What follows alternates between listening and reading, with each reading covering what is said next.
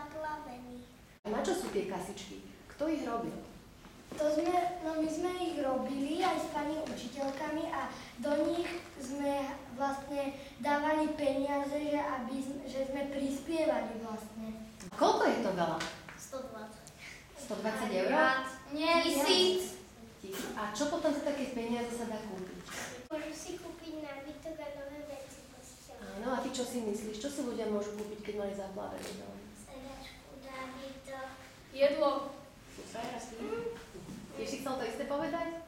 No. Opraviť si dom. A ty? Auto. Auto?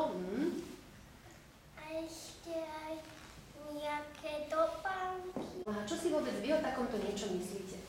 Že je to veľmi dobrá vec. Že je to veľmi dobré. A prečo?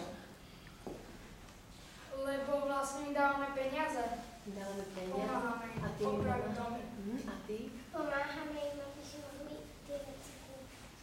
Že keď im vlastne pomôžeme, tak napríklad keby teraz výlučne by zaplavilo, tak oni by zase nám pomohli. Úžasné. Čo si myslíte? Keď sa toto niekto dozvie, naučíme týmto spôsobom aj druhých pomáhať? Áno.